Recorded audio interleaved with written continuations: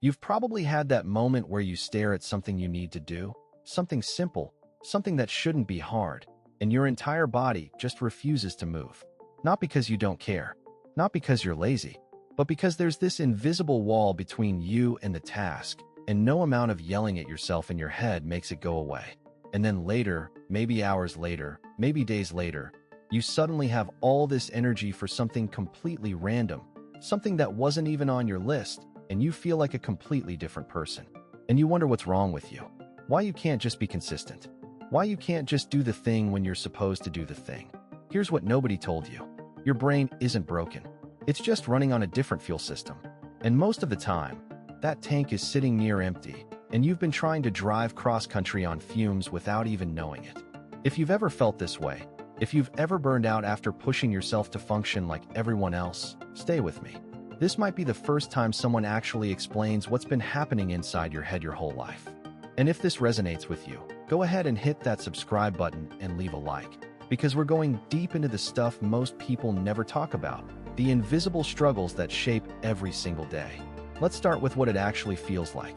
You wake up, and before you even open your eyes, you're already negotiating with yourself. Just get up. Just start. Just do one thing. But your brain feels like it's wrapped in fog. Not sleepy fog. It's different. It's like every action requires a level of energy you just don't have access to yet. So you scroll. You check your phone. You do anything that gives you a tiny hit of something. Just enough to feel like a person again. And maybe that works for a minute. Maybe you get up, start moving, start the day. But by the time you sit down to actually work or focus on something that matters, that fog rolls back in. Thicker this time. Now here's where it gets confusing. Because later that same day, you might find yourself hyper-focused on something totally unrelated. A video essay about something obscure. Reorganizing a drawer that didn't need reorganizing. Researching a topic you'll never use. And during that time, you feel alive.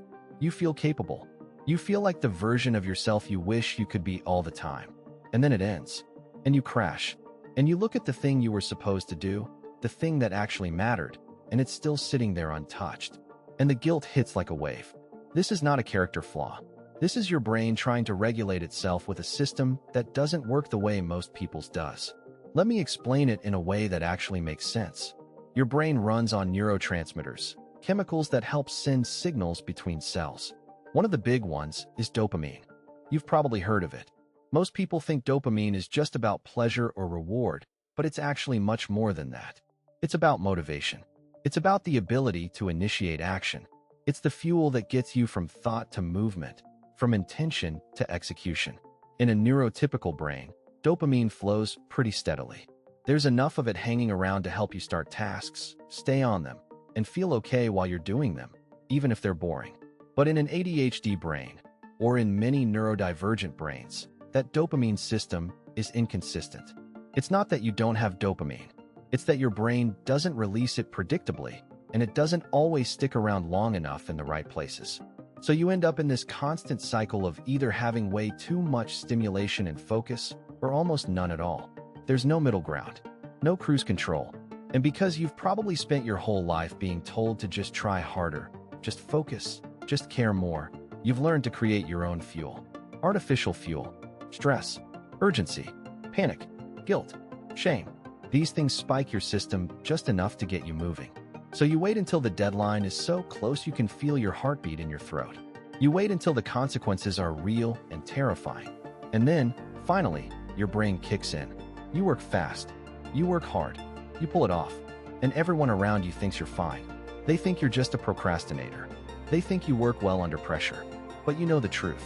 You know that you didn't choose this. You know that it feels like drowning every single time.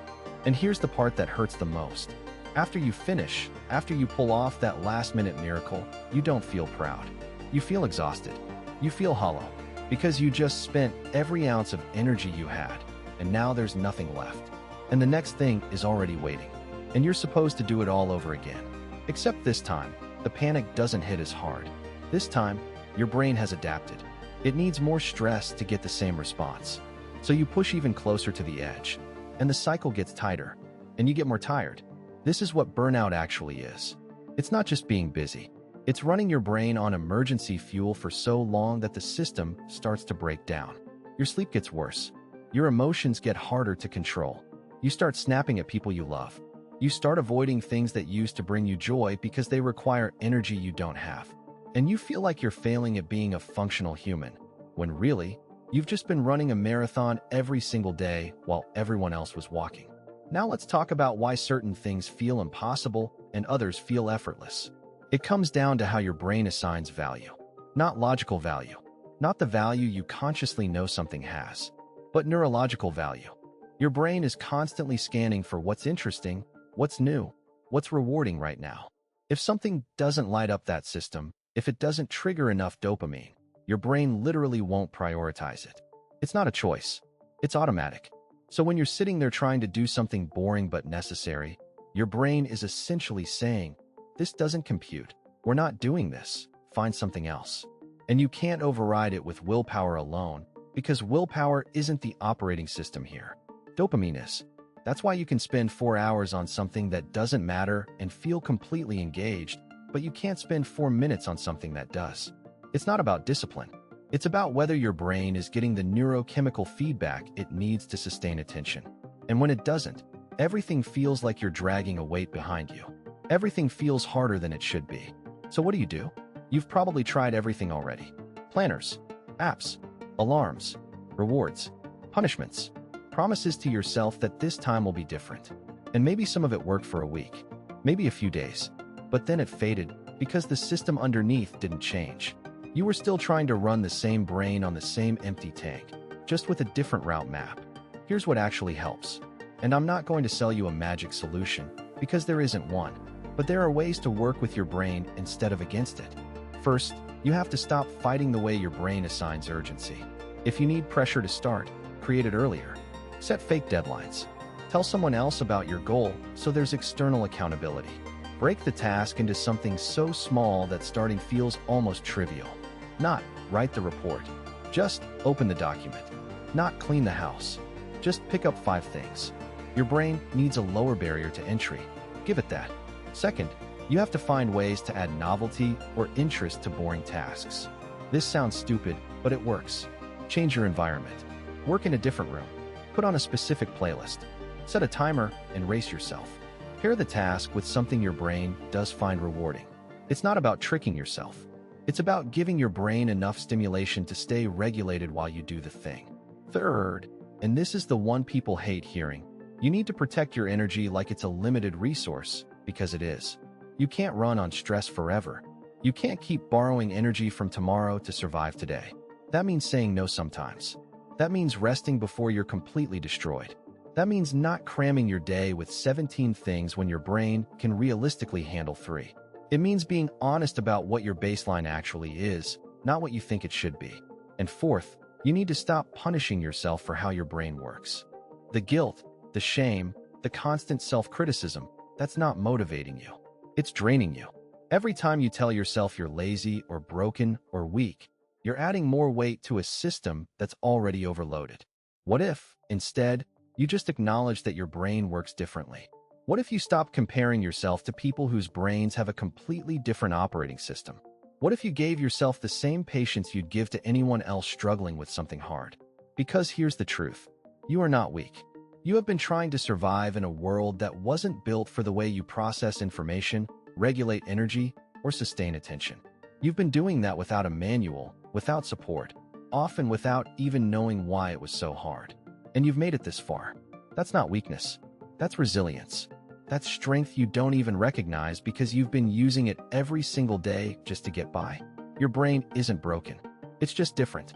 And different doesn't mean less. It means you need different strategies, different environments, different kinds of support. And once you start working with your brain instead of fighting it, things start to shift. Not all at once. Not perfectly, but enough that you can breathe a little easier. Enough that you stop feeling like you're constantly failing at something everyone else finds easy.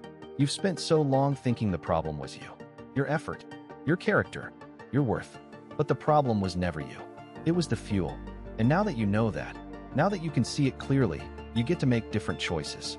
You get to build a life that actually fits the brain you have, not the brain you think you're supposed to have.